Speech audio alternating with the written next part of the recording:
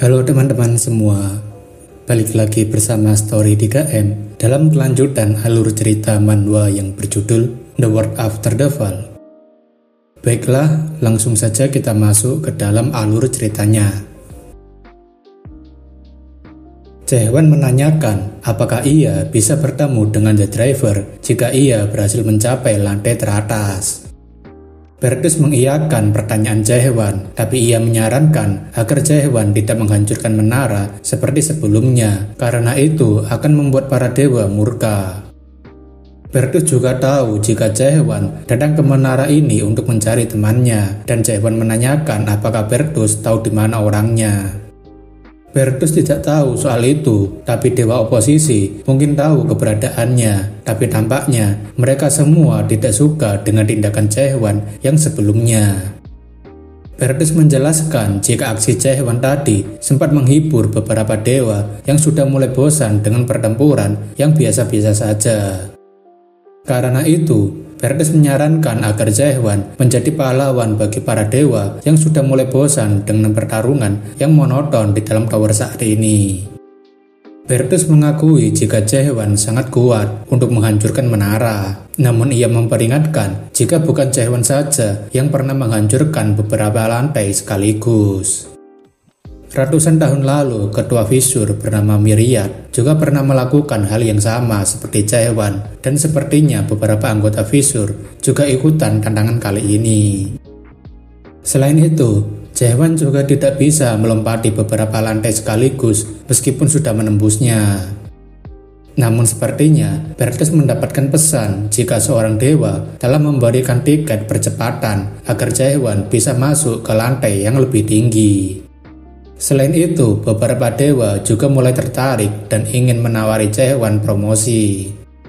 Singkatnya, promosi itu membuat Jae-hwan akan menjadi pahlawan metaverse sekaligus menjadi maskot mereka pada season kali ini. Tak butuh waktu lama, para dewa sudah mulai memberikan tawaran promosi pada Jae-hwan yang datang lebih cepat dari biasanya. Runut sangat kagum karena Jae-hwan sudah mendapatkan tawaran sampai 2 juta trust biarpun masih di lantai pertama. Jae-hwan sebenarnya heran apakah ini memang seluar biasa itu, dan Runut mengatakan itu sangat luar biasa. Melihat kesuksesan perjalanan Jae-hwan membuat Bertus yakin akan banyak jiwa di Abyss yang berkumpul di metaverse. Bertus juga memperkenalkan produk-produk dari promotor pada Jae-hwan yang sedang menawarkan kontrak.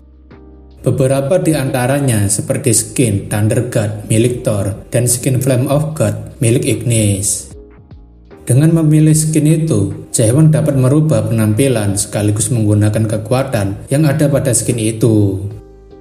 Selain itu, Bertus juga memperkenalkan skin yang sangat populer sampai saat ini, yaitu skin milik Kim Dokja dari komik Sudut Pandang Pembaca Maha Tahu.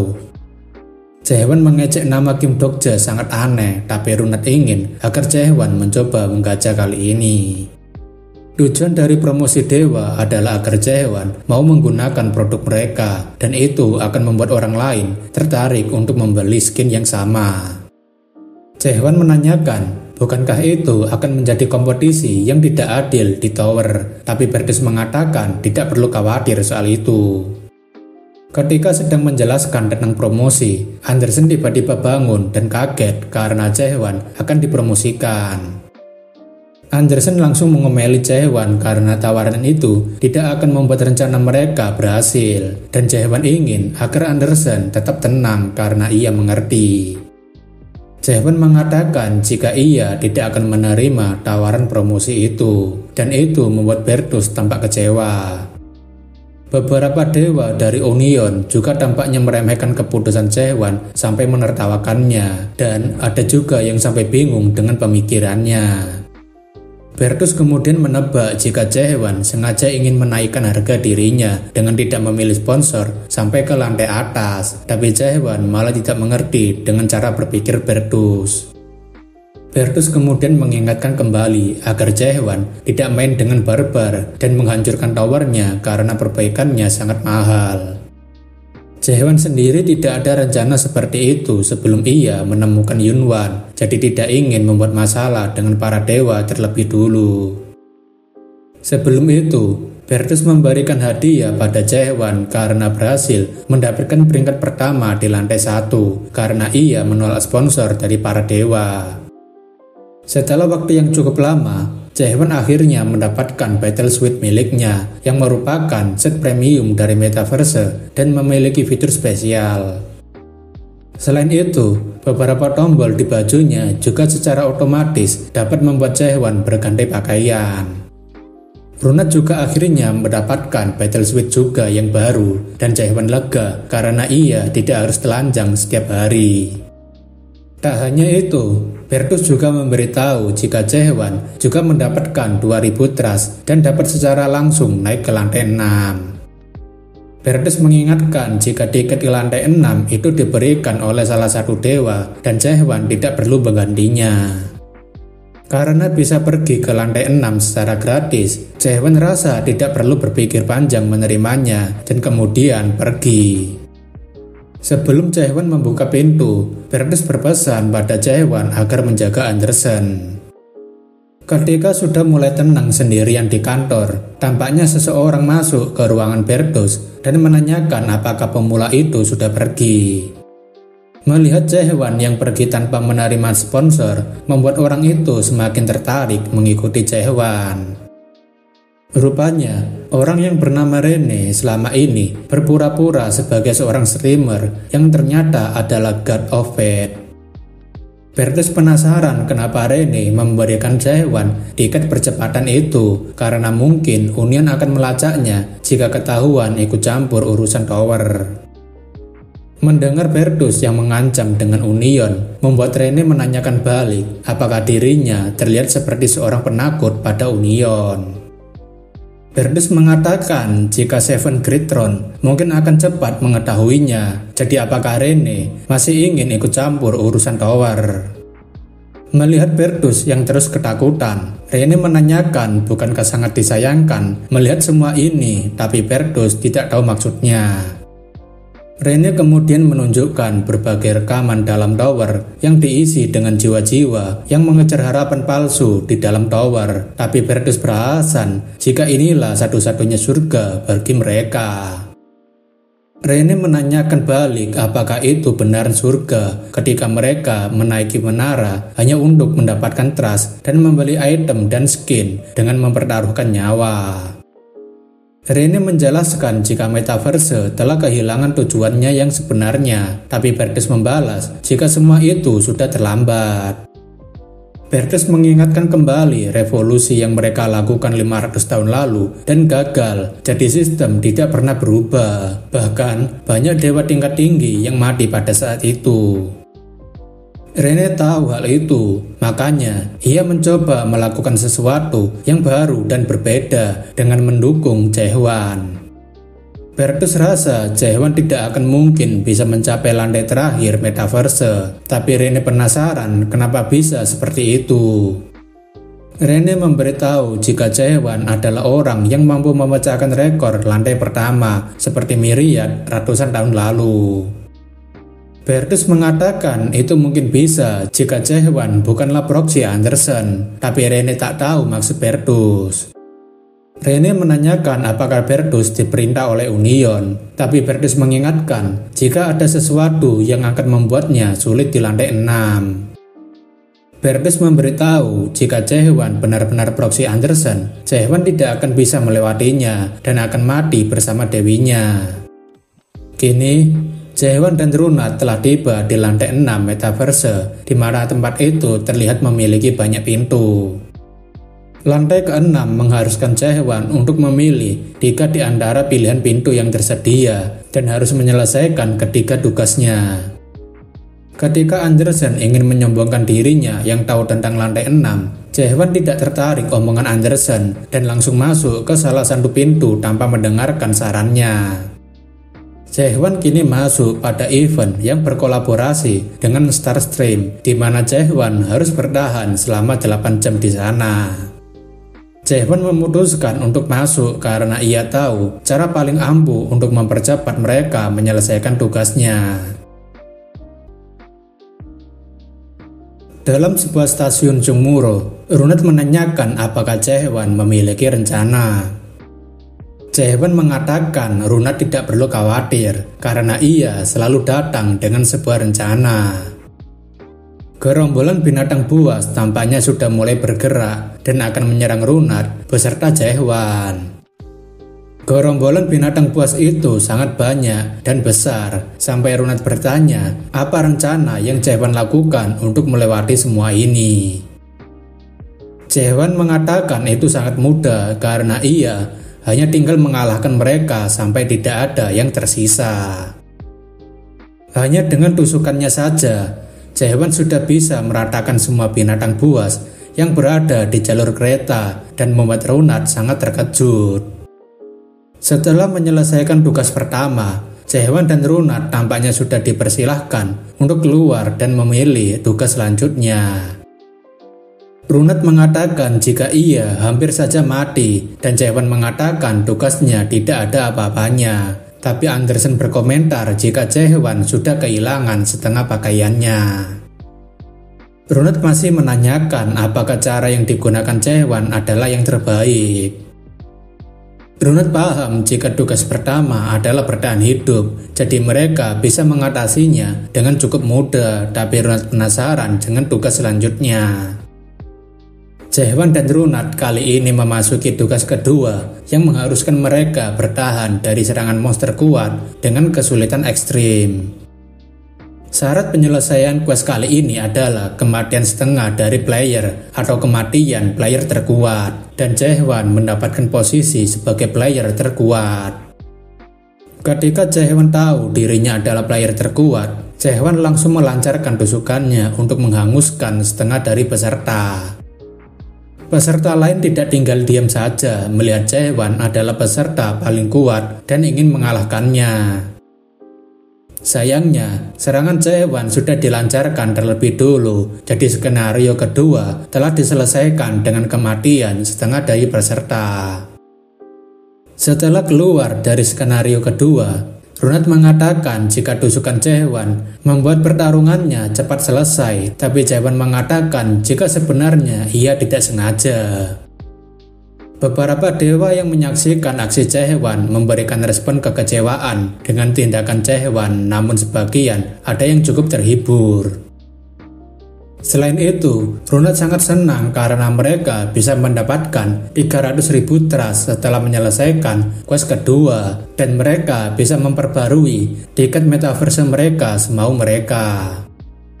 Andersen heran kenapa Ignis sangat berisik dan Jae-hwan menanyakan apakah ia mengenalnya. Andersen mengatakan jika Ignis sangat terkenal, tapi sepertinya Ignis yang satu ini cuma peniru karena Ignis tidak mungkin akan menonton hal semacam ini. Jae-hwan menanyakan kenapa pesan ini tidak bisa terbaca dan Andersen mengatakan jika poinnya masih kurang. Jae-hwan menanyakan lagi kenapa ketika bersama Rene itu masih normal, tapi Andersen malah ngambek dan menyarankan Jae-hwan untuk pergi bersama wanita itu saja. Karena Andersen marah, Jae-hwan menawarkan pada Andersen untuk memilih pintu terakhirnya dan Andersen cukup senang. Namun sayangnya, semua pintu quest terakhir langsung ditutup sehingga mereka tidak bisa dengan bebas memilih questnya. Andersen sudah menduga akan terjadi hal semacam ini, tapi Jae-hwan penasaran kenapa mereka menggunakan versi pada setiap lantai dan pintu quest. Andersen menjelaskan jika inilah ciri khas dari lantai 6 yang merupakan museum metaverse, karena setiap kali update, versi lama akan dimasukkan kemari. Hal itu juga yang membuat para player menjadi sangat tertarik memasuki lantai 6, dan Runat sangat senang karena bisa mendengar Andersen tanpa meminjam tubuh Jae-hwan. Andersen menjelaskan jika dulunya metaverse lebih adil karena mereka bisa mendapatkan hadiah sesuai dengan usahanya. Karena Jae-hwan telah menyelesaikan lantai pertama, membuat Andersen mampu berbicara dengan Runat meski hanya sebentar. Runat ingin masuk ke pintu yang memiliki rating di atas 2, namun semuanya tampaknya memiliki rating sangat buruk. Andersen mengatakan rating itu mungkin kebohongan dan Runat jadi kepikiran untuk masuk di versi yang asli karena semua yang mereka datangi adalah update dari klasiknya. Runat kemudian langsung bergegas untuk mencari versi asli dari semua update. Sayangnya, Metaverse versi 1 sedang diperbaiki dan membuat Runat sangat kecewa karena tidak bisa memasukinya. Jaehwan heran, kenapa tower menyedihkan ini menghibur para dewa, tapi Andersen mengatakan jika 500 tahun tidak seperti ini. Andersen kemudian mengatakan jika ia memiliki tujuan yang sama dengan Jaehwan ketika memasuki menara.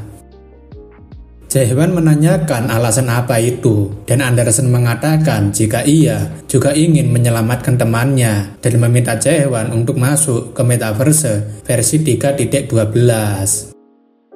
Runat mengatakan jika rating pitunya kurang dari 1 tapi Jaehwan tidak masalah. Runat berpikir mungkin hadiahnya akan semakin besar jika kesulitannya semakin sulit untuk diselesaikan. Jaehwan dan Runat akhirnya memutuskan untuk masuk ke Metaverse versi 3.12. Pintu Metaverse versi 3.12 adalah medan bersalju yang kini dimasuki Jaehwan dan Runat, namun sepertinya Andersen sudah pernah memasukinya. Ketika sedang berjalan, Jaehwan menemukan sebuah kawah yang tidak cukup besar, yang tidak lain adalah bekas tusukan Jaehwan ketika di lantai pertama.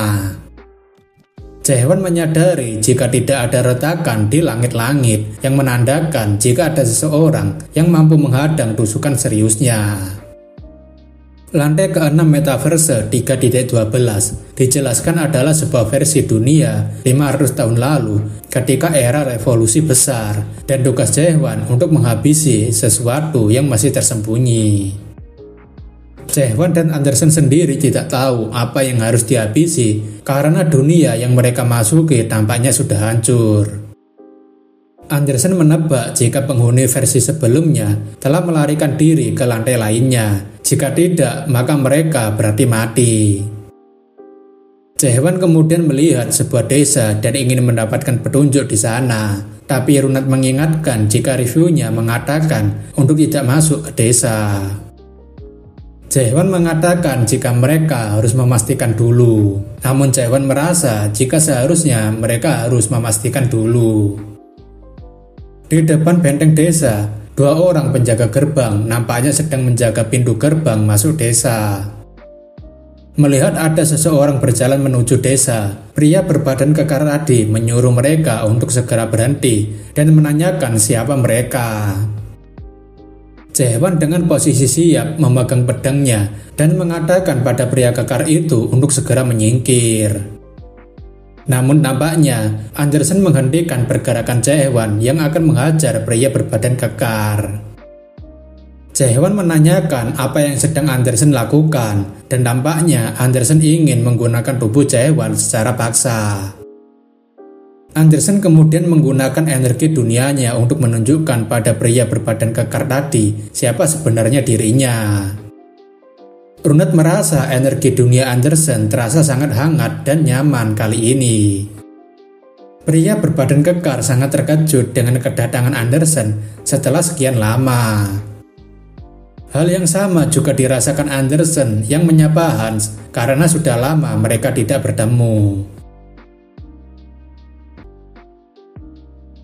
Sekarang kita masuk ke dalam sebuah desa di mana kita diperlihatkan sebuah rumah sederhana, namun bagian atasnya tampak sebagian rusak. Dalam rumah itu, Hans sedang memberikan makanan pada Andersen dan Runat yang sedang menjadi tamu rumahnya. Hans menyambut Runat dengan gembira sebagai pengikut baru Andersen, yang berarti Hans juga merupakan salah satu pengikut Andersen. Hans menanyakan Andersen apakah tubuh itu adalah proksinya, dan Andersen mengiyakan padahal Jaehwan mengatakan tidak. Andersen menanyakan apa yang dilakukan Hans di sini, dan ia mengatakan hanya melanjutkan hidup yang sederhana dan bahagia. Andersen menanyakan lagi siapa yang tinggal bersamanya, dan Hans mengatakan jika Christian dan Marianne serta anggota lainnya. Hans mengatakan jika sebentar lagi fajar dan mereka harus segera bekerja, tapi itu membuat Andersen menanyakan siapa yang membuat mereka bekerja di sini. Hans mengatakan jika itu mereka lakukan dengan senang hati untuk mempertahankan dunia ini. Ketika Andersen ingin memperjelas maksudnya, Hans mengubah topik dengan mengatakan mereka yang bekerja tadi sudah kembali. Andersen mengatakan apa yang mereka bawa, dan Hans mengatakan itu adalah material reruntuhan dan bangkai monster. Ketika Hans akan menjelaskan kenapa mereka membawanya, sebuah portal tiba-tiba muncul dan membuat mereka berhenti bicara. Dari dalam portal, keluar dua orang sombong yang penuh percaya diri sambil mengatakan jika mereka malas datang ke tempat para survivor 500 tahun lalu. Andersen menanyakan pada Hans siapa mereka karena portal itu harusnya dari toko berbayar yang berada di lantai 7. Namun sepertinya penduduk desa yang tinggal di Metaverse 3.12 telah dijadikan budak kerja untuk memenuhi kuota harian setoran. Penduduk desa memberikan setoran pada mereka dengan ketakutan karena hanya sedikit yang mereka dapatkan. Hanya karena tidak mampu memberi sesuai kuota untuk membuat 5 Power Stone, pria dengan rambut dikuncir langsung menendang harvester dengan sangat keras. Pria berambut jengger ayam memperingatkan temannya untuk tidak kasar pada mereka, tapi pria itu tidak peduli karena orang gila itu tidak ada di sini. Pria berkuncir menanyakan apakah mereka semua meremehkannya. Tak lama, Hans berlari sambil meminta maaf pada orang itu dengan memberi alasan jika monster sekarang jarang muncul. Pria itu mengatakan tentu ia mengerti, namun ia ingin agar mendapatkan sesuatu sebagai gantinya. Pria berkuncir langsung ingin agar dua orang yang berada di belakang gerobak untuk datang dan mengikutinya mulai sekarang. Kedua orang itu tentunya sangat ketakutan ketika diminta untuk ikut dengan mereka. Pria berambut jengger ingin agar temannya tidak mengganggu mereka lagi, tapi pria itu membalas jika temannya terlalu penakut dan bodoh untuk melawan cangkang kosong seperti mereka. Hans ingin agar pria berkuncir untuk tenang karena mereka juga harus mengerti tentang situasi yang dialami harvester. Namun, pria itu malah menganggap jika Hans sedang meremehkannya. Pria berkuncir langsung mengejek karena mereka yang tidak memiliki dewa tidak akan bisa berbuat apa-apa di depan mereka. Pria berkuncir tanpa pikir panjang langsung menggunakan kekuatannya untuk membakar Hans yang dirasa meremehkannya. Sambil menahan rasa sakit, Hans ingin agar pria berkuncir tidak mengganggu yang lain, tapi itu membuat pria berkuncir semakin kegirangan karena bisa mempermainkan harga diri Hans. Pria itu juga mengejek jika mereka semua sangat idiot karena tidak bisa melindungi dewa mereka, tapi masih ingin melindungi harga diri mereka. Pria itu ingin agar mereka semua bersujud meminta ampun padanya jika ingin tetap hidup, tapi Andersen yang tidak bisa menahannya langsung datang memegang tangan pria itu. Andersen meminta Jae-won untuk meminjamkan tubuhnya agar ia bisa merumukkan tubuh orang yang sedari tadi banyak omong kosong. Pria itu langsung terkejut dengan kekuatan Andersen yang sangat kuat. Pria berkuncir kemudian langsung melepaskan genggaman Andersen dan menyombongkan dirinya karena Andersen tidak tahu sedang berurusan dengan siapa. Andersen mengatakan jika ia tahu mereka adalah anak buah dari aliansi dan God of Fire merasakan kehadiran Andersen. Andersen sangat marah ketika pengikut Flames ternyata selama ini berani menyentuh para pengikutnya dan itu membuat pria berkuncir jadi kesal. Pria berkuncir langsung bergerak menyerang Andersen sambil meminta bantuan Mason untuk mengeluarkan Worldview Expansion penuhnya. Jae-won mengingat warisan dari Moloch jika worldview yang dimaksud memiliki wujud unik masing-masing tergantung dewa dan para pengikutnya. Proxy dapat menggunakan hampir semua kemampuan dewanya dan seringkali dewa kuat menggunakan worldview expansion dalam pertarungannya. Worldview God of Flame langsung membentuk sebuah dinding api yang menutupi Andersen dan Hans yang sedang bertarung. Runet sangat panik karena Jae-hwan dan Andersen sedang terjebak dalam kobaran api itu. Pria berkuncir sangat percaya diri jika Andersen dan Hans akan segera menyesal setelah berani melawannya. Pria berkuncir kemudian langsung menggunakan serangan api miliknya untuk menghabisi Andersen dalam sekali serang. Namun, Hans yang ingin agar dewanya tidak terluka langsung menghadang serangan itu dengan mengorbankan tubuhnya. Hans ingin agar Andersen percaya padanya dan pria berkuncir sangat senang karena bisa membuat Andersen dan Hans menjadi abu. Namun, Andersen tidak ingin Hans menahan semua itu sendirian. Jadi Andersen meminta agar Jae-hwan mengizinkannya mengeluarkan kekuatan penuhnya. Dengan memakan 3 buah kristal bulat, Andersen akan menggunakan kekuatan penuhnya dari kepercayaan para pengikutnya. Sambil melepaskan battle suit miliknya, Andersen mulai mengeluarkan kekuatan dunianya yang diiringi sebuah nyanyian. Semua orang juga mendengar sebuah nyanyian yang menceritakan tentang seorang dewa yang sangat membenci pakaian. Kekuatan dunia Andersen memungkinkannya untuk membuat area sekitarnya merasa sejuk yang bahkan memadamkan api yang panas.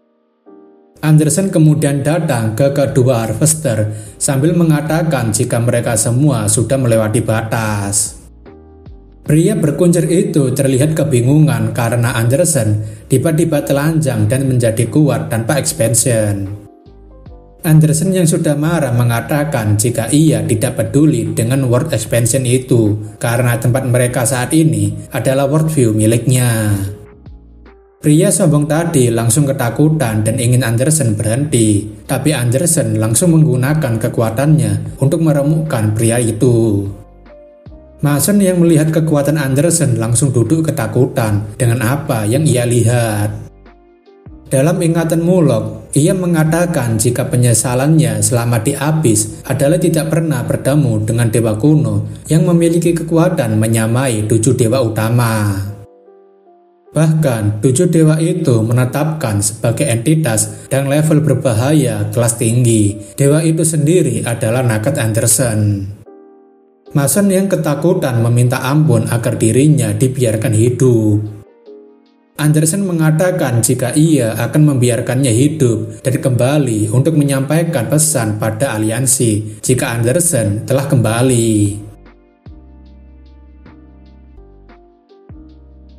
Mason langsung lari ketakutan setelah Andersen membiarkannya kabur dengan membawa pesan jika Andersen telah kembali. Pengikut Andersen sangat terharu karena Andersen akhirnya kembali dan tidak melupakan mereka yang mengikutinya. Andersen sebenarnya sangat berat ketika akhirnya bisa bertemu dengan para pengikutnya lagi. Andersen mengatakan jika ia tak akan sedikit pun pernah melupakan Christine, Marianne, dan semua orang yang mengikutinya. Jae-hwan bertanya-tanya apakah mereka pengikut Andersen dulu dan penasaran apa yang telah mereka lalui selama ini. Sekilas sambaran ingatan Andersen masuk ke dalam otak Jae-hwan dan memperlihatkan bagaimana Hans yang mencoba melindungi Andersen serta Marianne yang hampir mati namun masih berterima kasih padanya. Guncangan itu juga membuat Jae-hwan merasakan perasaan yang Andersen tahan selama 500 tahun lamanya. Andersen menanyakan pada pengikutnya kenapa mereka diperlakukan seperti ini.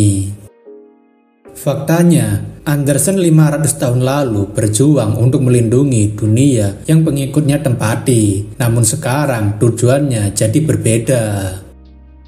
Andersen sangat marah kepada orang yang telah membangkitkan para pengikutnya yang seharusnya telah mati dan menjadikan mereka seorang boneka. Dengan itu pula, quest yang sebelumnya masih tanda tanya, kini menunjukkan jika Jae-hwan harus menghancurkan dunia ini dalam kurun waktu 14 hari. Setelah kekacauan itu, para pengikut Andersen memasuki sebuah gudang dan mengikat orang yang telah Andersen kalahkan. Runet menanyakan apakah dewinya sudah beristirahat dan Jae-hwan mengiyakan. Sebelum itu, Andersen mengatakan jika ia harus tertidur seharian karena menggunakan banyak kekuatan dan meminta Jae-hwan untuk tidak berbuat yang aneh-aneh. Jae-hwan mengomentari jika ia bukan anak kecil, tapi Andersen membalas jika ia akan menjelaskan semuanya pada Jae-hwan.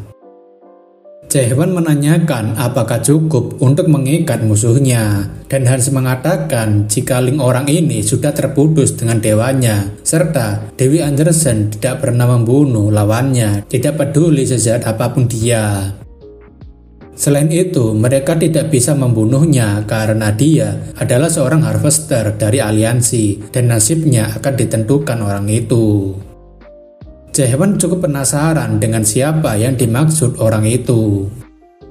Ketika Jae-hwan ingin bertanya siapa orang yang dimaksud, Hans mengajak Jae-hwan untuk ikut dengannya karena ia akan menunjukkan kamarnya.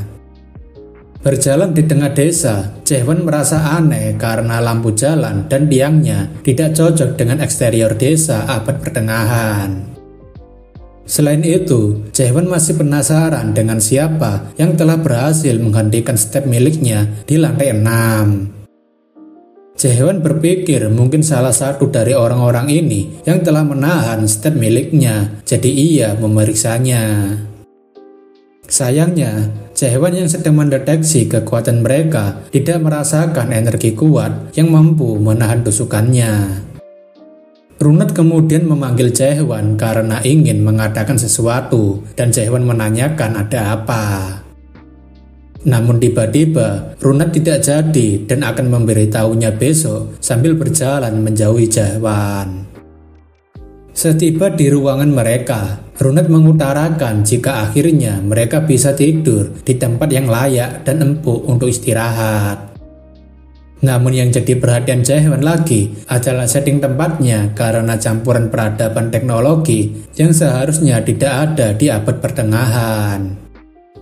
Tak butuh waktu lama, Jae-hwan melihat Runat sudah tertidur dan ia merasa mereka bisa istirahat sampai Andersen bangun nanti. Namun sayangnya, Jae-hwan sepertinya masih terbangun karena tidak bisa tidur. Ia berpikir mungkin itu karena kilasan ingatan Andersen dan membuatnya teringat akan masa lalunya. Ingatan itu membuat Jae-hwan kembali mengingat hari-hari di mana ia harus berjuang untuk hidup sambil menaiki Tower of Nightmare. Kejadian itu mengingatkannya di mana ia pertama kali membunuh monster, menjual kulitnya, dan tidur di penginapan, serta menjadi hari-hari di mana ia terus membunuh monster untuk bertahan hidup. Ingatan itu rasanya sangat sulit untuk diingat sekarang, bahkan Jae-hwan sampai lupa bagaimana wajahnya saat itu. Hal itu pula membuat Jae-hwan teringat dengan suara pacarnya dan juga teman blacksmith-nya setelah sekian lama.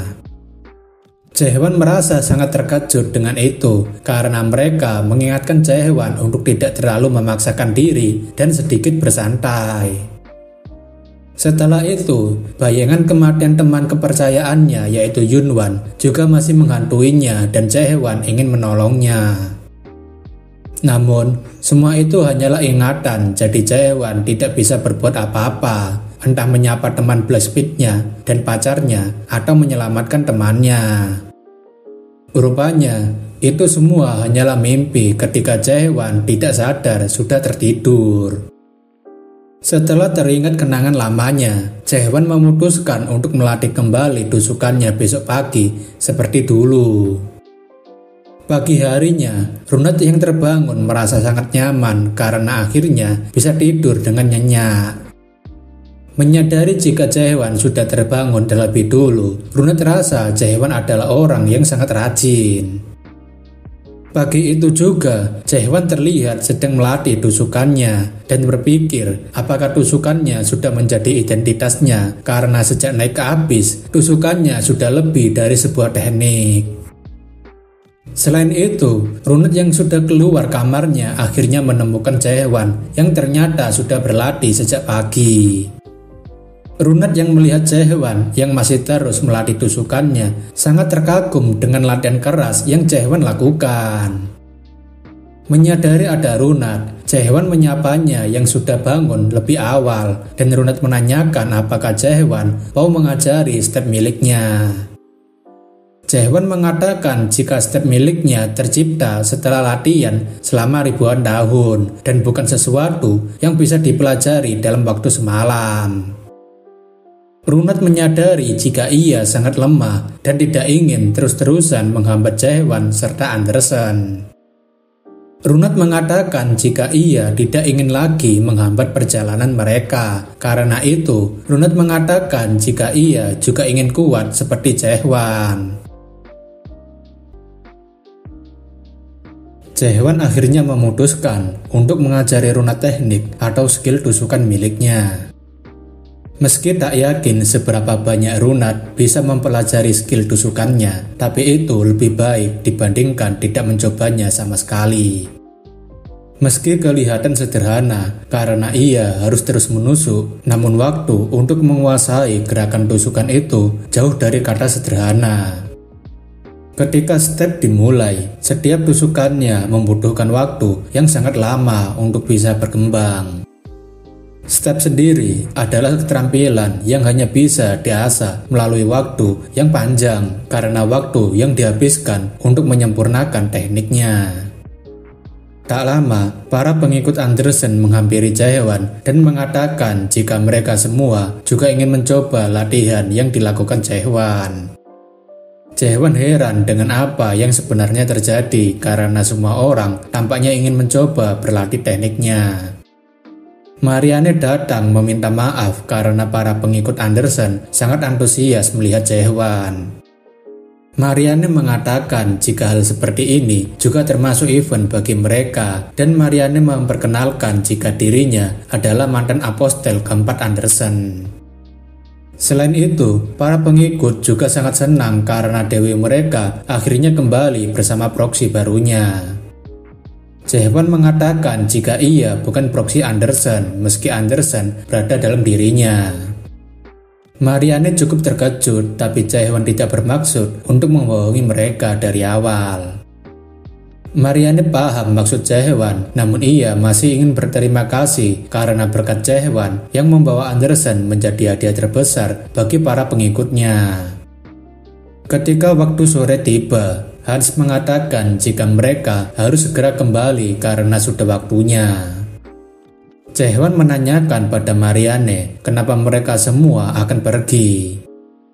Marianne mengatakan jika hari ini adalah festival santuari dan mengajak Jaehwan untuk ikut bersama dengan mereka jika senggang. Dengan muka datar, Jaehwan mengatakan nggak mau ikutan. Marianne merasa cukup kecewa dan mengatakan jika banyak pengikut Anderson yang berharap Jaehwan untuk ikutan. Runat yang terlihat sudah hampir mati akibat kelelahan juga masih sempat mengatakan jika ia ingin ikut melihatnya. Pikiran Jaehwan sekarang agak terganggu karena ingatan tentang Tower of Nightmare dulu sering kali muncul. Jaehwan rasa jika Yunwan dan Solyul melihat hal ini, mereka akan mengejeknya dengan sebutan Jaehwan yang tidak bisa menolak. Dalam perjalanan, Jaehwan mengatakan jika dunia ini sangat unik dan Marianne mengiyakan. Terlebih, Dewi Anderson menurutnya adalah dewa yang unik karena memiliki aspek-aspek kemanusiaan. Bahkan, Anderson sering menyebut dewa lainnya sebagai teman dan pencipta dunia ini adalah salah satu dari teman-temannya itu. Jaehwan menanyakan apakah Marianne akan kembali jadi pengikut Anderson mengingat dewinya telah kembali. Marianne mengatakan jika ia ingin kembali, namun sayangnya ia kini sudah dalam keadaan tidak bisa menjadi pengikut dewa manapun. Dalam perjalanan ke Santuari, kita diperkenalkan pada 4 dewa yang bersama-sama melalui revolusi 500 tahun lalu, mulai dari God of Justice bernama Justus, God of Yesteryears bernama Ardeina, dan Dewa Proxy bernama Ethan. Justus dan Ardeina memiliki seorang proxy, namun hanya Ethan sendirilah yang tidak memiliki proxy dan membuat Jaehwan penasaran. Runat sendiri tak menyangka jika dewinya adalah dewi yang luar biasa, tapi sepertinya Jaehwan tidak yakin. Jaehwan menanyakan apakah Runat tidak pernah diberitahu apapun, tapi Runat mengatakan jika Andersen selalu menghindari pembicaraan itu dengannya. Dalam santuari, para pengikut Andersen terlihat setengah telanjang sedang berdoa.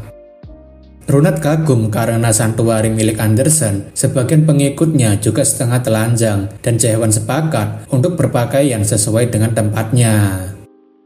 Runat setuju dengan hal itu dan mereka memutuskan untuk melepaskan battle suit milik mereka.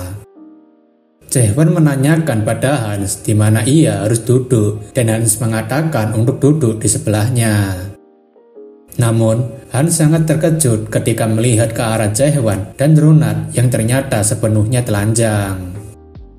Hans memberitahu agar Jaehwan tidak melakukan hal seperti itu, tapi menurut Jaehwan tidak ada yang salah. Hans tak paham maksudnya, tapi Jaehwan yakin jika dunia Andersen harusnya telanjang. Hans paham maksudnya, tapi ia menjelaskan jika yang terpenting itu memiliki hati telanjang dan bersih, bukan berarti secara harfiah harus benar-benar telanjang. Mengetahui jika ia selama ini telah dibodohi, membuat Jaehwan ingin segera membunuh Andersen saja. Runat menceritakan jika ia sudah lama sekali tidak masuk ke Santawari sejak masuk ke Abyss. Runat menceritakan jika di tempatnya dulu hanya para bangsawan yang bisa masuk, tapi ia suka ketika di Abyss ia dapat memilih dewa masing-masing. Secara samar-samar, Jaehwan sebenarnya mengetahui masa lalu Runat yang masuk ke otaknya. Runat memiliki hidup yang sangat suram, di mana ia harus dikejar karena mencuri roti, berlari untuk melindungi adiknya, diburu oleh bangsawan, hidup dalam bahaya, hingga akhirnya masuk ke Tower of Nightmare. Karena jiwa di Abyss mendorong mereka ke situasi yang sulit diatasi, membuat jiwa di Abyss mengharuskan mereka mengandalkan kekuatan dewa. Runat yang sedang diperhatikan Jaehwan rupanya sedang sibuk berdoa jika ia ingin meminta tolong pada dewa untuk diberikan Skin Ugly King. Runat menanyakan apakah Jaehwan tidak berdoa, tapi ia menceritakan dulu di Tower of Nightmare ada seorang priest yang melakukannya. Priest itu memiliki sebuah alat yang bisa membacakan doanya dan dianggap telah berdoa meskipun ia tidak tahu apakah para dewa akan mendengarnya. Runat mengatakan jika itu sangat menarik, tapi menurutnya itu bukanlah sebuah doa sungguhan. Jaehwan menanyakan memang seperti apa doa sungguhan itu, tapi Runat seperti ragu menjawabnya. Jaehwan berpikir semua orang sedang berdoa, tapi jika mantan pengikut Andersen bukan lagi pengikut Andersen, jadi mereka sedang berdoa kepada siapa? Hal itu membuat Jaehwan kepikiran dan memutuskan memeriksanya sekali lagi. Setelah memeriksanya, Jaehwan akhirnya memahami sesuatu. Para pengikut Andersen telah mati 500 tahun lalu, dan mati di Abyss artinya jiwa mereka benar-benar binasa dan tubuh pengikutnya menjadi cangkang kosong. Jaehwan memahami apa yang sebenarnya terjadi karena di sini bukanlah para pengikut Andersen yang sebenarnya. Jaehwan menerka-nerka mungkin saja yang mereka lakukan selama ini adalah doa bohongan. Hans kemudian mengatakan, bukankah Jaehwan sekarang sedang bertanya-tanya, dan Jaehwan paham jika mereka semua adalah bobot atau boneka. Marianne akhirnya muncul sambil mengatakan jika ia sudah lama menunggu orang asing yang membawa Andersen di dalam dirinya. Jaehwan sepertinya cukup terkejut dengan kemunculan Marianne yang rupanya sudah mengincar Jaehwan. Marianne menanyakan apakah Jaehwan mau memberi mereka keberkatan demi semua orang yang ada di sini.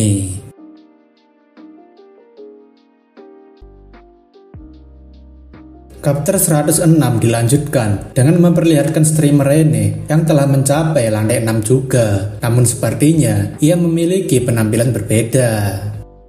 Penampilan Rene kali ini karena ia telah membeli salah satu skin dengan uangnya sendiri dan ia dengan jelas tidak sedang promosi.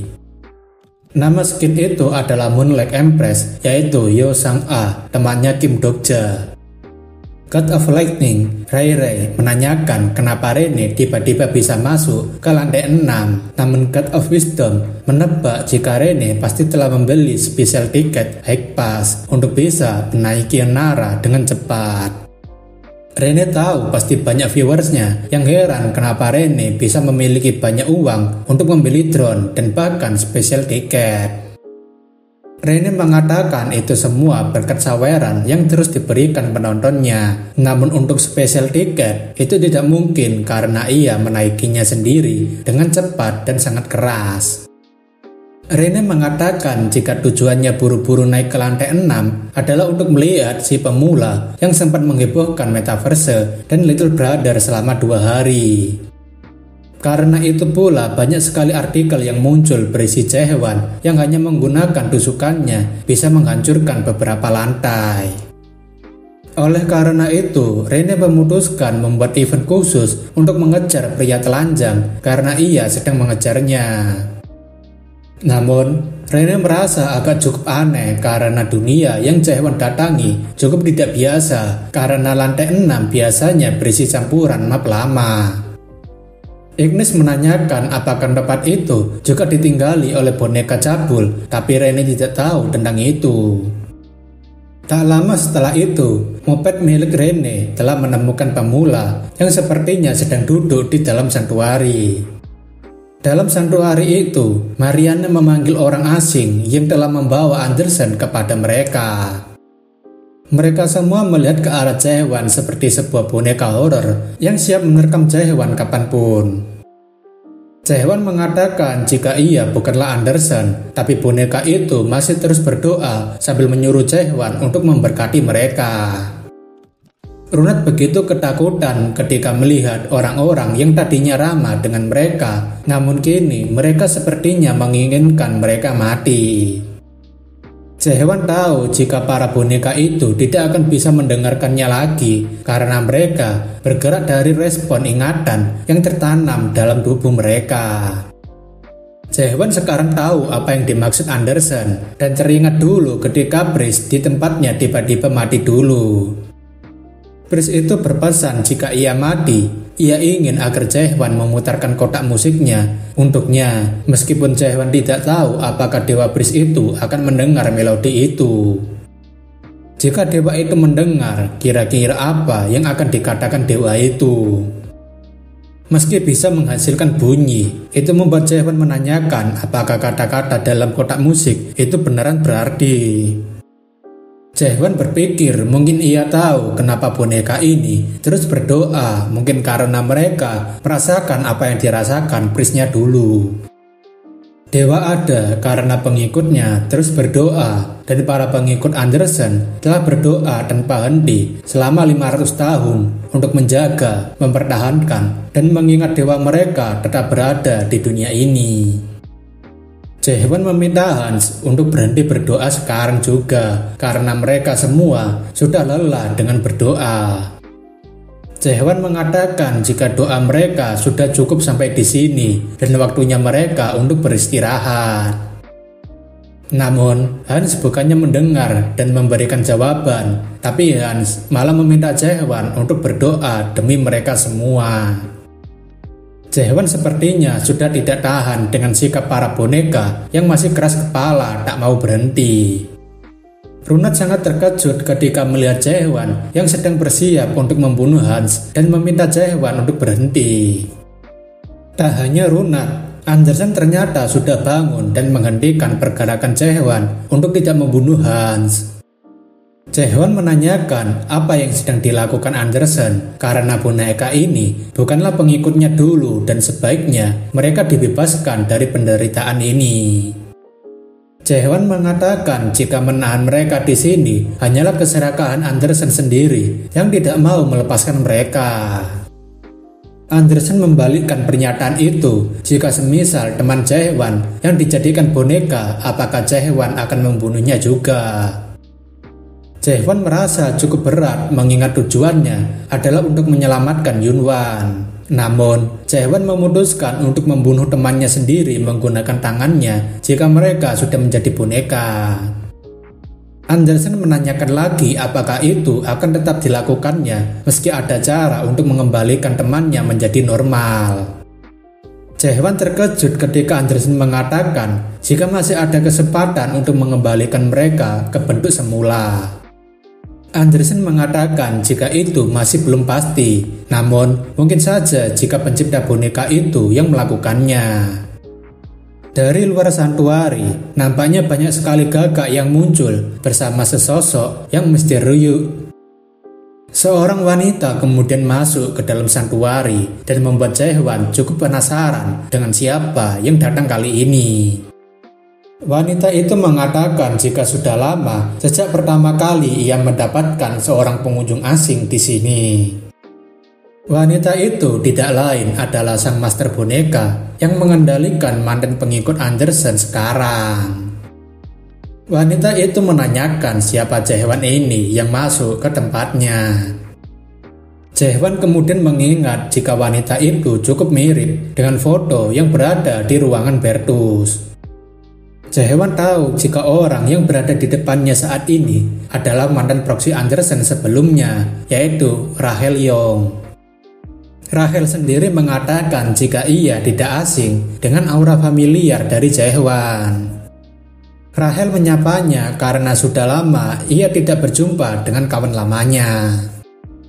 Jae-hwan tahu jika Rahel hanyalah cangkang kosong seperti boneka lainnya dan menebak jika mungkin yang ada di dalamnya adalah seorang dewa. Andersen yang tahu jika mantan proksinya kini malah dijadikan wadah membuat Andersen sangat marah dan ingin membunuhnya. Andersen kemudian langsung mengeluarkan portfolio unik miliknya karena ia sudah tidak tahan melihat mantan proksinya dijadikan wadah oleh orang yang dulu ia anggap teman. Rahel rasa Andersen sangat suka dengan hadiah yang ia persiapkan, namun Rahel merasa jika Andersen sudah semakin lemah sejak 500 tahun lalu. Sekarang diketahui jika dewa yang masuk ke tubuh Rahel saat ini adalah Ethan, dan itu semakin membuat Andersen hilang kendali. Ethan adalah salah satu dewa terkuat di metaverse, sekaligus pembuat boneka pertama sebagai dewa tanpa proksi dan sering disebut sebagai King of the Crows. Ethan menanyakan apakah Jae-hwan sekarang adalah proksi baru Andersen karena Jae-hwan seperti jauh berbeda dari selera Andersen biasanya. Jae-hwan sekarang tahu jika Ethan adalah orang yang membuat pengikut Andersen jadi boneka dan ingin Ethan untuk mengembalikan mereka ke bentuk asli mereka.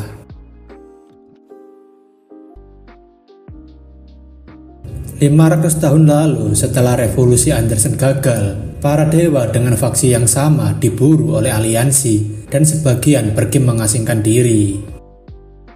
Di antara mereka, hanya Ethan yang tidak diburu hingga rumor berkembang jika Ethan telah mengkhianati Andersen dan juga rumor soal kemampuan Ethan yang masih dibutuhkan oleh aliansi.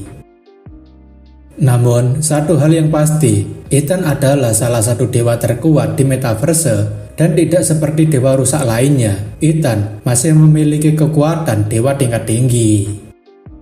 Mendengar semangat Jae-hwan yang mengancamnya, Ethan mengatakan jika ia sudah banyak sekali melihat orang kuat seperti Jae-hwan.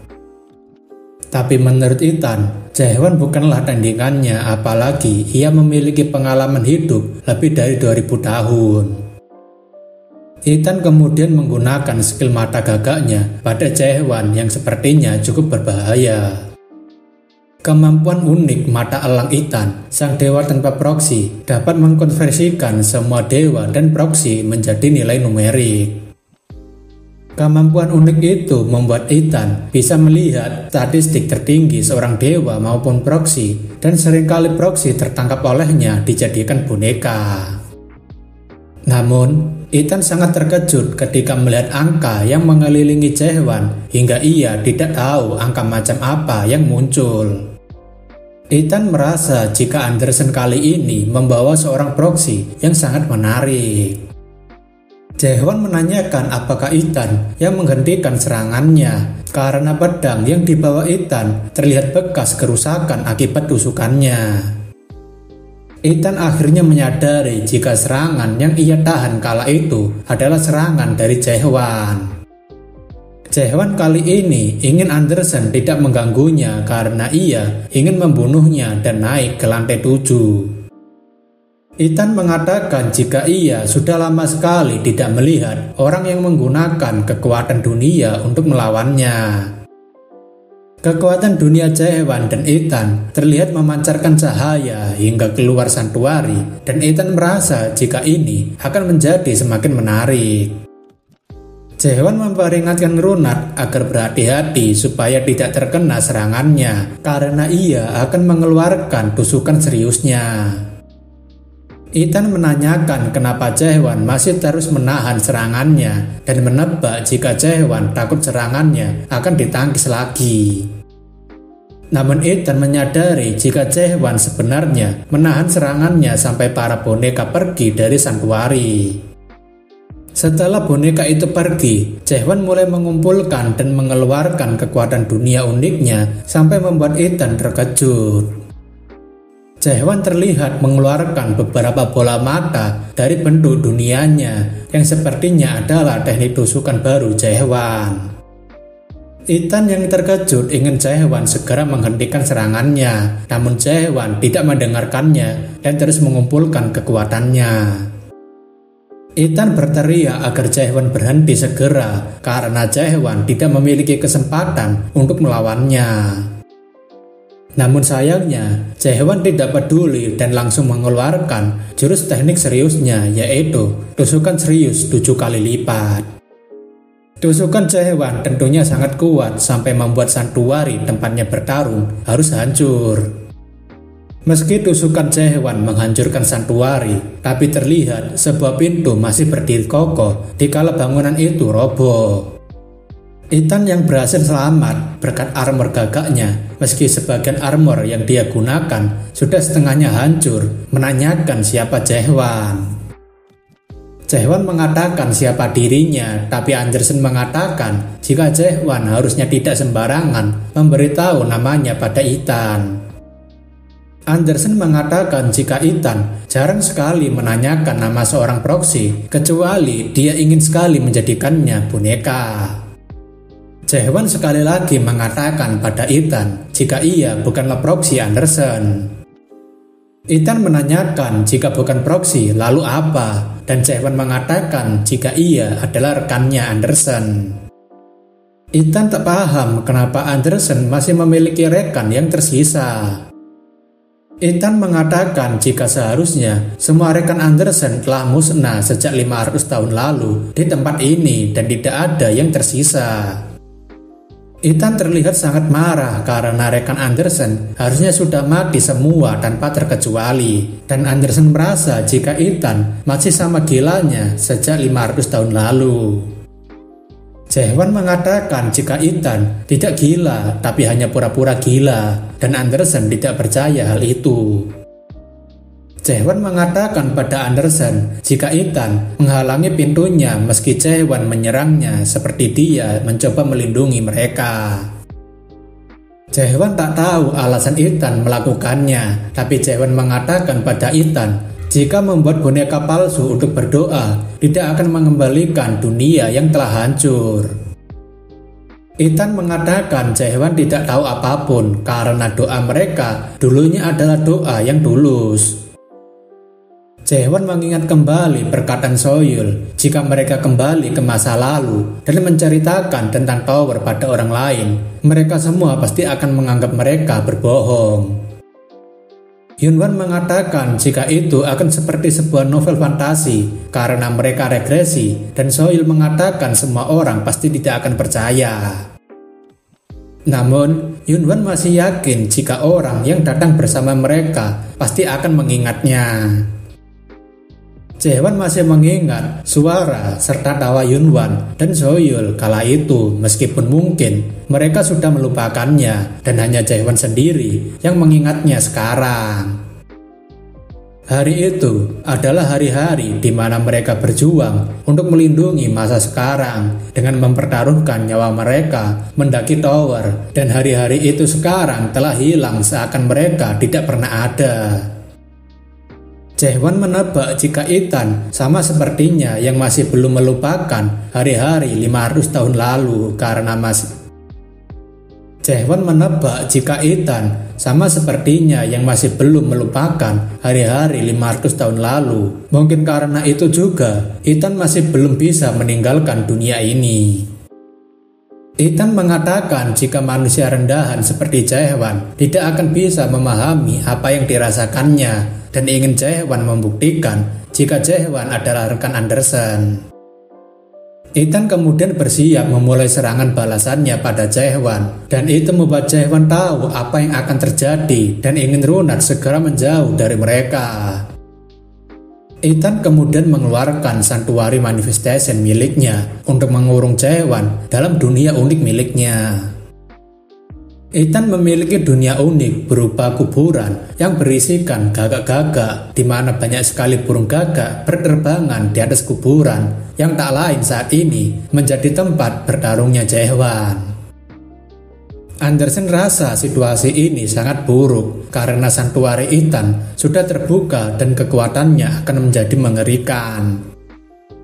Sanctuary Ethan tiba-tiba mengeluarkan tangan yang memeluk Jae-hwan dari belakang sambil meminta tolong. Jae-hwan tak menyangka jika Sanctuary Ethan akan membuat ilusi yang sangat nyata dan berhubungan dengan masa lalu Jae-hwan. Jae-hwan akhirnya menyadari jika Sanctuary Ethan akan membuatnya membuka masa lalu yang selalu membayang-bayangi dirinya, sebuah ingatan yang tak bisa Jae-hwan lupakan. Ethan membenarkan jika Sanctuary-nya memang memanifestasikan ingatan terdalam Jae-hwan. Ethan mengatakan jika Jae-hwan akan segera mati dengan sendirinya setelah ingatan-ingatan yang menghantui Jae-hwan melahap Jae-hwan dengan sendirinya.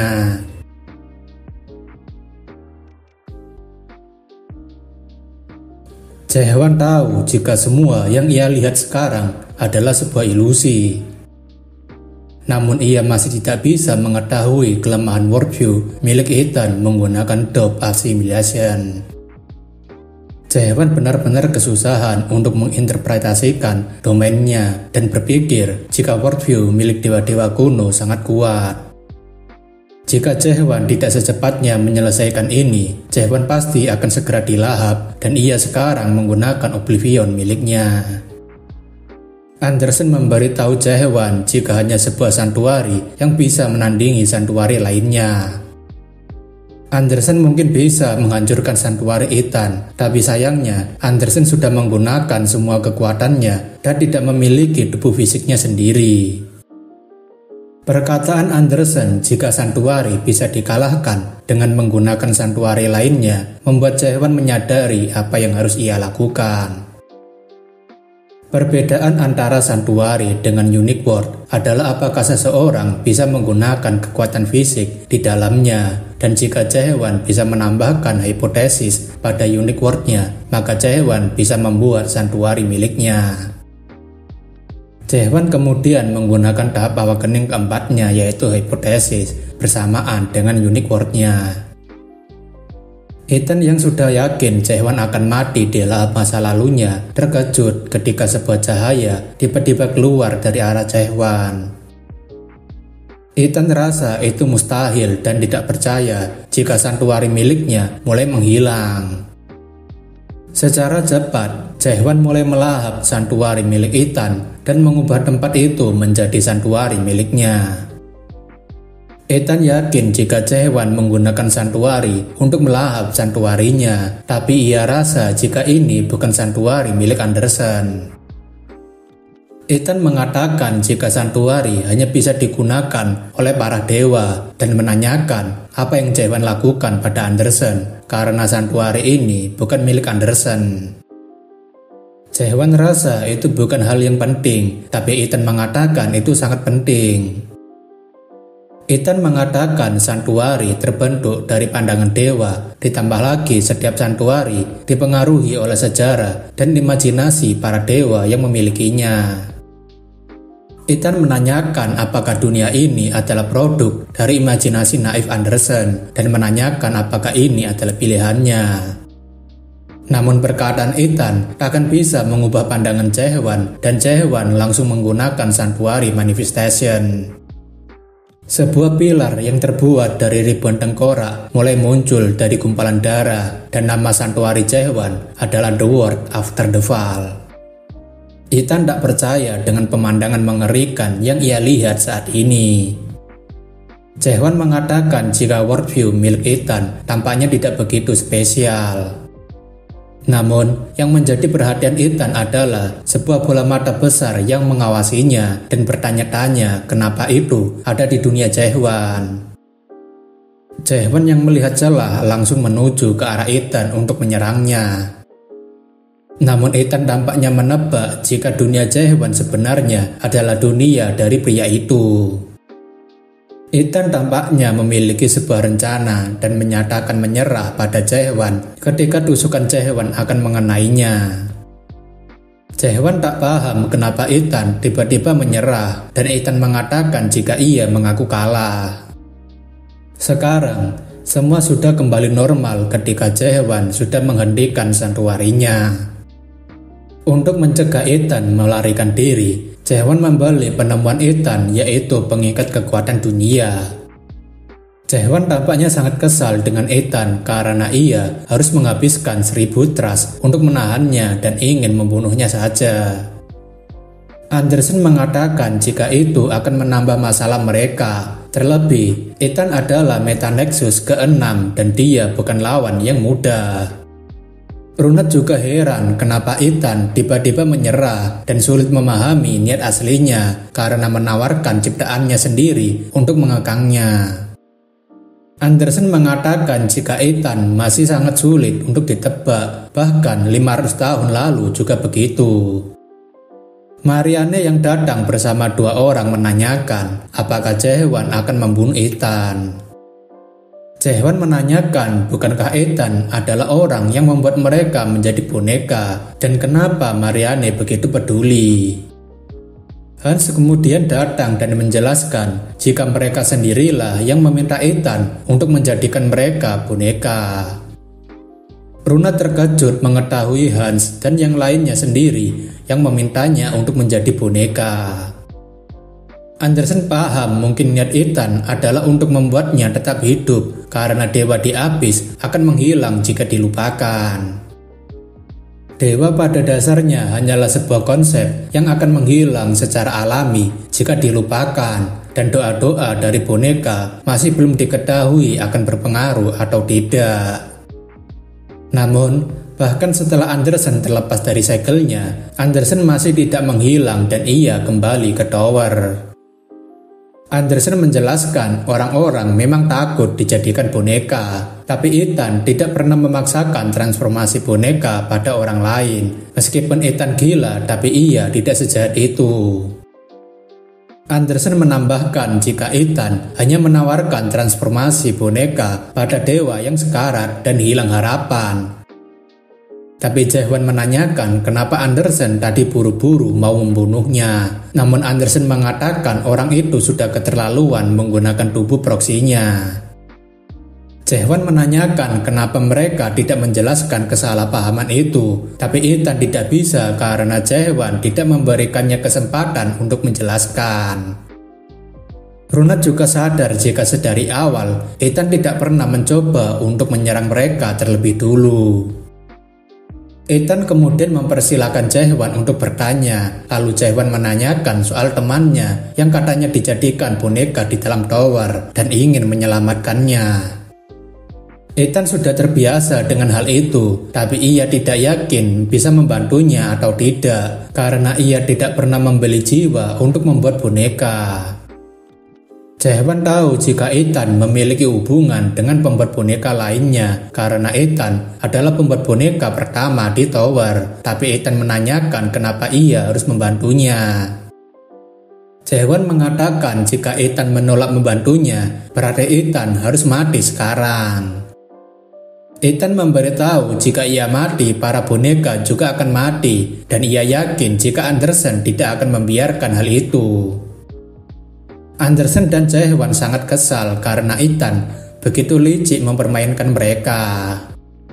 Namun tiba-tiba, sebuah ledakan besar terjadi dan membuat Jae-hwan beserta mantan pengikut Andersen terkejut. Christiane mengatakan jika ledakan itu berasal dari arah gudang desa. Jae-hwan langsung teringat jika di dalam gudang itu ada salah satu tawanan yang ditahan oleh Andersen. Para penduduk desa sekarang terlihat sedang sibuk untuk memadamkan kobaran api yang sedang melahap gudang mereka.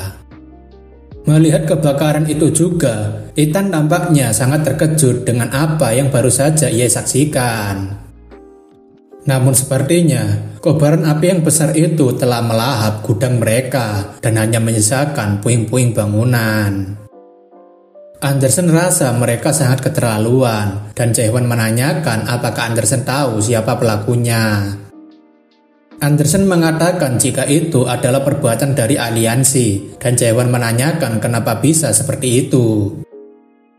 Andersen menjelaskan jika tanda di tubuh itu adalah tanda dari aliansi sebagai divine punishment karena 500 tahun lalu ia juga melihat sebuah desa yang diberikan tanda itu hilang tanpa jejak. Tanda itu sendiri diberikan oleh aliansi ketika mereka sudah mendeklarasikan akan menghancurkan desa yang menentang aliansi. Berbeda dengan Jae-hwan dan Andersen yang cukup kesal dengan tindakan aliansi, Ethan tampaknya memiliki reaksi berbeda. Ethan terlihat sangat marah ketika mengetahui jika komplotan aliansi benar-benar berani membakar desa miliknya.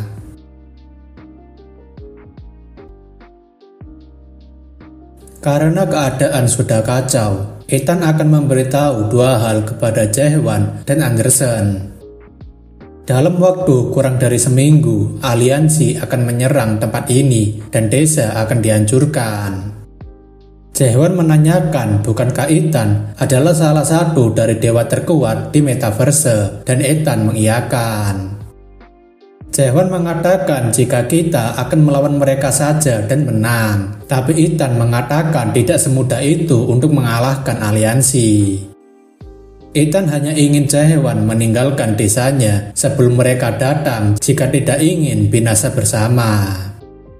Satu hal lagi, Ethan tahu jika nama teman Jae-hwan adalah Kim Yoon-hwan. Ethan mengatakan jika ia telah menemukan catatan tentang teman Jae-hwan itu beberapa waktu lalu. Kim Yoon-hwan sebelumnya dipindahkan ke penjara Caspion yang merupakan satu-satunya tempat resmi yang mencatat transaksi yang berkaitan dengan metaverse. Ethan menebak jika Kim Yoon-hwan kemungkinan besar sudah dipindahkan ke tower ini. Jae-hwan menanyakan apakah dia masih hidup, tapi Ethan mengatakan menjadi boneka tidak harus selalu mati. Beberapa boneka di lantai atas menyimpan jiwa mereka dan banyak dewa yang menyukai boneka hidup karena terlihat lebih nyata. Jae-hwan sekali lagi menanyakan apakah Kim Yoon-hwan masih hidup. Ethan mengatakan Kim Yoon-hwan masih belum dijadikan boneka karena ia tidak menemukan daftar nama Kim Yoon-hwan yang diproses menjadi boneka dalam sebulan terakhir. Jae-hwan rasanya cukup lega mengetahui jika masih ada kesempatan untuk menyelamatkannya. Andersen menanyakan apakah Jae-hwan tidak masalah dengan itu karena kemungkinan Kim Yoon-hwan tidak akan ingat lagi padanya. Perkataan itu membuat Jae-hwan sadar jika Kim Yoon-hwan mungkin saja sudah melupakan kenangan mereka selama di dalam Tower of Nightmare. Namun Jae-hwan tidak masalah dengan itu karena dirinya sekarang tidak pernah hidup untuk diingat seseorang dan berbeda dengannya dulu. Runut dengan muka polosnya yang menggandeng Jae-hwan membuat Jae-hwan tidak terlalu merasa kecewa dengan kenyataan itu.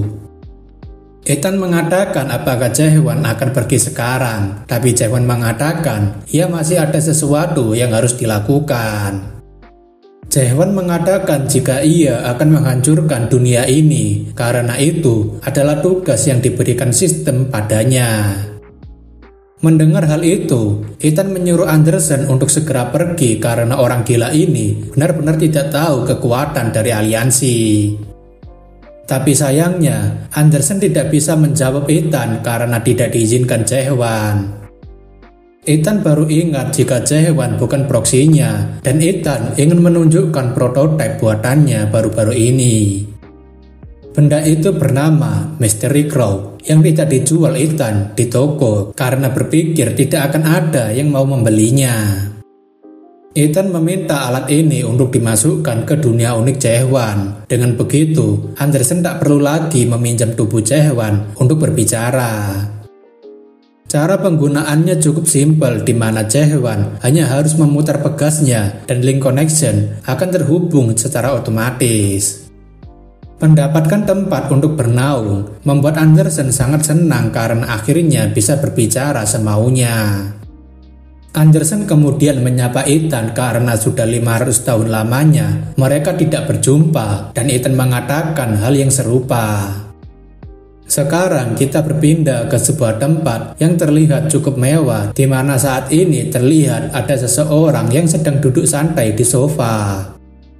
Orang itu bernama Ferris yang tampak kesal karena sama sekali belum mendapatkan skin legendary dan berpikir mungkin admin sengaja mengacak-ngacak PD-nya. Ia mengatakan jika item dan skin seperti Han Myung-oh dan Cheon In-ho adalah skin yang sudah terlihat lemah dan tidak berguna. Dewa Nit dan Bakarat ingin Ferris top up lagi, tapi Ferris sudah tidak kuat karena sudah menghabiskan 50.000 trust dalam sehari. Ray bertaruh 1000 trust jika Ferris akan mendapatkan skin legendary hari ini, dan Ferris mengatakan jika minggu ini ia pasti akan mendapatkannya. Beberapa dewa meremehkan Ferris karena menggacha, tapi tidak tahu skin apa yang ingin digacha, dan mengejek Ferris yang hanya memanfaatkan trust dari promosi untuk gacha skin. Ferris mengatakan tidak ada salahnya mengambil promosi dan membelanjakannya untuk mendapatkan skin legendary karena para dewa juga menikmatinya. Ray mengatakan ada seseorang yang mendaki metaverse tanpa mengeluarkan trust, dan Ferris tak percaya jika ada F2P yang bisa menaiki menara tanpa menggunakan trust. Ray kemudian menyebut penusuk telanjang sebagai contohnya, dan Ferris mengatakan itu omong kosong. Meskipun dia bisa naik tanpa trust, tapi ia yakin tidak akan bisa mengalahkannya. Ferris menyombongkan dirinya yang punya skin Kim Dokja, Jong Hyuk, Yo Sang-ah, Han So-young, Gong Pil-dun, dan Kim Nam-won yang membuatnya memiliki sangat banyak buff. Bahkan, rekannya sendiri tak memiliki banyak skin seperti dirinya, karena pada akhirnya kekuatan seseorang akan ditentukan seberapa banyak mereka memiliki skin. Beberapa dewa menyebut ada orang yang berhasil mengumpulkan lebih dari 100 token goblin di lantai pertama, dan Ray memastikan orang itu adalah F2P, tapi Ferris ingin Ray berhenti mengomporinya. Ferris bahkan tak menyangka jika Ignis percaya dengan omong kosong itu, karena menurutnya orang itu berarti telah memecahkan rekor lantai pertama. Setelah mencari kebenarannya, Ferris cukup terkejut karena Jae-hwan juga bisa mengalahkan Apostel Belkain dan menanyakan siapa dia sebenarnya. Ignis kemudian mendonasikan 500 trust agar Ferris mencari petunjuk soal orang itu. Namun sepertinya Ferris sendiri memang sedang sibuk mencari tahu kenapa Jae-hwan disebut sebagai penusuk telanjang. Namun Ferris melihat sebuah tato di bagian lengan kirinya hingga berpikir apakah itu sebuah tanda. Ferris terkejut apakah memang ada skin telanjang, apalagi Jae-hwan benar-benar menusuk sambil telanjang, hingga Ferris yang membayangkannya merasa kotor. Ferris yang melihat rekaman pertarungan tidak percaya jika Jae-hwan adalah F2P. Apalagi semua Apostel Belkain memiliki senjata dan armor yang mumpuni, jadi tak mungkin mereka kalah dalam sekali tusukan. Beberapa dewa juga mengatakan jika jumlah penonton Ferris kalah dengan Jae-hwan, tapi Ferris masih ngotot tak percaya jika ada orang yang mau menonton hal seperti itu. Beberapa dewa juga mengatakan jika Ferris hanya iri saja pada Jae-hwan yang memiliki lebih banyak penonton. Ferris merasa sangat marah dan menyangkal karena bagaimana mungkin orang telanjang itu bisa memiliki lebih banyak viewer darinya. Ferris tiba-tiba memiliki sebuah panggilan, lalu Ferris mengangkatnya. Tapi Ignis merasa jika Ferris tidak memiliki sopan santun mengangkat panggilan ketika streaming. Ferris yang tiba-tiba terkejut membuat banyak sekali dewa heran dengan apa yang dibicarakannya. Ferris kemudian menunjukkan itu telepon dari siapa, dan Mangya bertanya apakah itu Galateon, dewa ke-6 saat ini di metaverse. Ferris menanyakan kenapa ia menelponnya, dan beberapa dewa semakin tertarik dengan apa yang akan terjadi melihat sikap Ferris tiba-tiba berubah.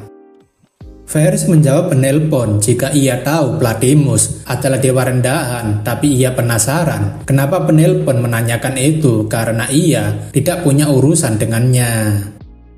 Penelpon itu membicarakan sesuatu yang tidak dituliskan oleh pemilik manhwa. Ferris kemudian memberitahu jika sekarang bukan waktunya untuk membicarakan pria telanjang itu, karena ia punya ide gila dan super menggemparkan untuk dikontenkan. Ferris mengatakan pada para dewa jika kemungkinan akan ada perubahan nama pada 6 dewa utama metaverse.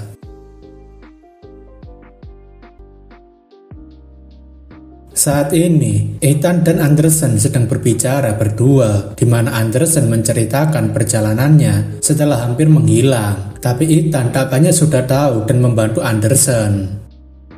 Anderson terbangun dari segelnya yang terlepas, lalu menyadari jika word powernya hampir habis karena pengikutnya sudah mati di dalam tower. Pada saat itu juga Anderson bertemu dengan Runat yang membuatnya bertahan sampai sekarang dan bertahan hidup dengan susah payah selama 2 tahun. Setelah itu, ia bertemu dengan Jaehwan di tempat pemancingan hingga beberapa waktu mereka memutuskan menaiki menara, dan sering terjadi hal aneh ketika ia bersama dengan Jaehwan. Ethan sudah cukup dengan cerita perjalanan Anderson dan menanyakan kenapa Harvester yang datang berakhir seperti itu. Anderson bilang itu ulahnya karena marah pengikutnya ditindas, dan Ethan mengatakan Anderson sudah gila dan ingin mereka segera pergi dari sini. Anderson rasa itu tidak ada gunanya karena ia sudah mengirim 1 orang untuk kembali sambil menyampaikan pesan deklarasi perang. Karena sudah terlanjur seperti itu, Anderson meminta bantuan Ethan untuk menghancurkan dunia ini karena quest mereka tidak bisa dibatalkan. Ethan mengatakan Anderson masih tidak tahu malu sambil berkata apakah Anderson sekarang ingin menghancurkan dunia ini. Anderson menanyakan balik sampai kapan Ethan akan terjebak di dalam dunia ini sendirian. Anderson berterima kasih karena Ethan tak meninggalkan dunia ini dan terus merawat pengikutnya yang telah lama mati. Anderson mengatakan jika Ethan tak bisa selamanya tinggal dengan kenangan 500 tahun lalu sendirian. Anderson menanyakan apakah Ethan tak masalah dengan itu, tapi Ethan mengatakan masih belum terlambat. Ethan mengatakan Anderson masih bisa selamat selagi tidak membuat masalah di metaverse, dan sebaiknya mereka menyerah saja dengan quest itu karena ia akan memberitahu jalan keluarnya. Anderson mengatakan ia tidak akan pergi karena ia harus mendaki tower. Terlebih, ia harus membantu Jaehwan untuk menemukan temannya.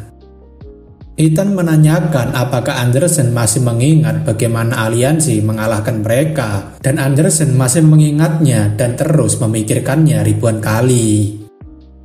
Ethan mengatakan jika mereka tak akan bisa menang meskipun bekerja sama, bahkan jika rekan mereka dulu yang masih hidup tetap tidak akan bisa.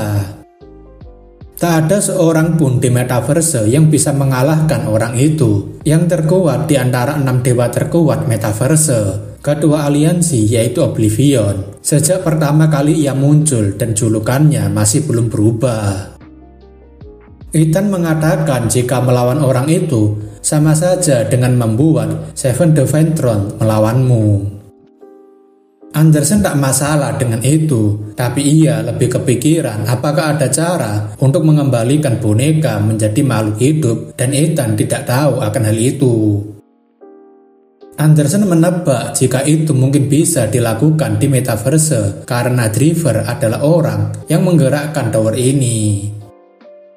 Dalam peraturan tower nomor 7, ada klausal yang terkenal tapi tidak praktis karena semua orang tahu itu tidak mungkin dilakukan, yaitu para peserta yang mencapai lantai terakhir bisa meminta satu permintaan pada Driver.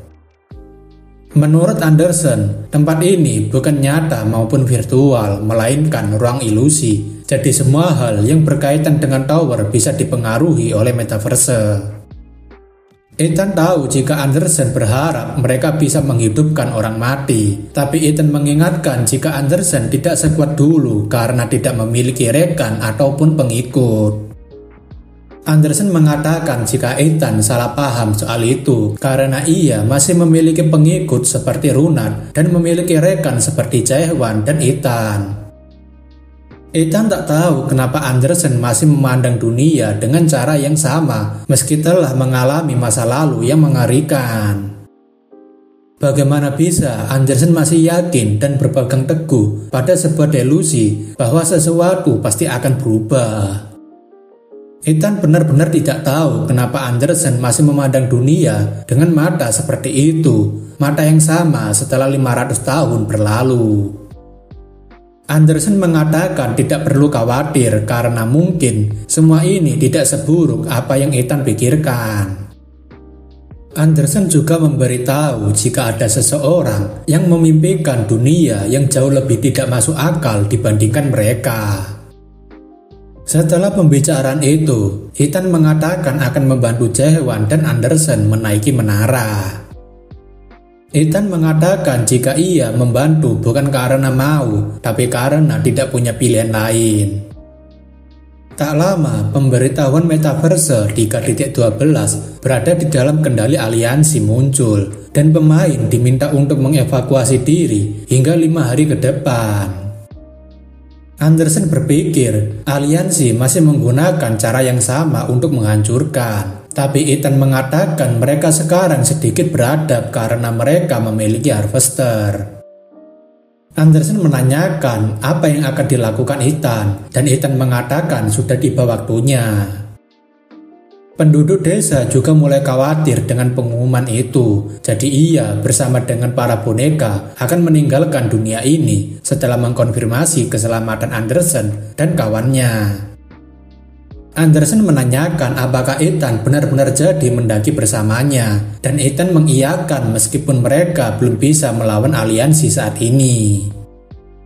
Ethan memberitahu jika mereka perlu menyelesaikan questnya dan naik ke lantai 7 sebelum aliansi sampai karena di sana mereka punya kesempatan. Ethan menjelaskan di sana masih ada dewa-dewa yang mengingat Anderson, jadi mereka membutuhkan kekuatan mereka untuk melawan aliansi. Jaehwan menanyakan apakah prioritas mereka sekarang adalah naik ke lantai 7 dan mereka membenarkan. Jaehwan menyimpulkan kalau begitu mereka semua tinggal menghancurkan dunia ini, tapi Ethan tak mengerti kenapa Jaehwan pikirannya simpel sekali. Ethan mengatakan mereka tidak bisa menghancurkan dunia ini meskipun mereka menghancurkan desa ini.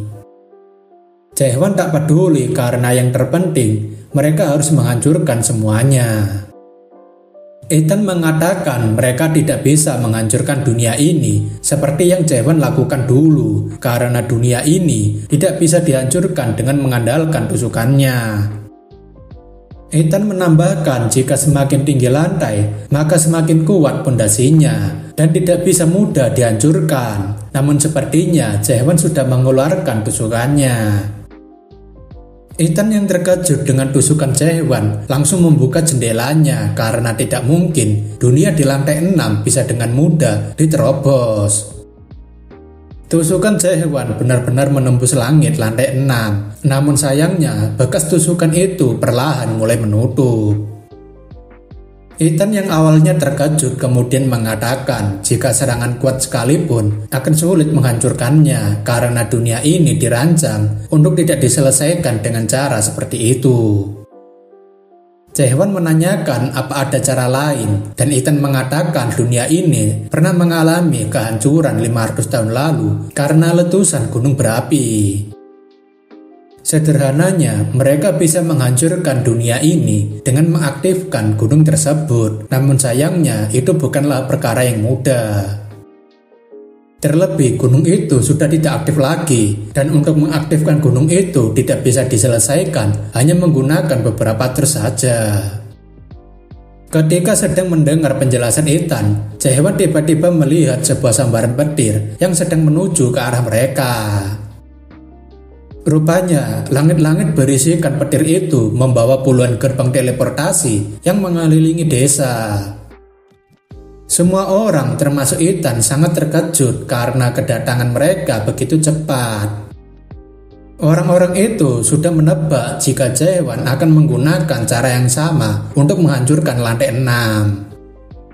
Varys beserta dengan pasukan aliansi sangat senang karena akhirnya bisa bertemu dengan si penusuk telanjang.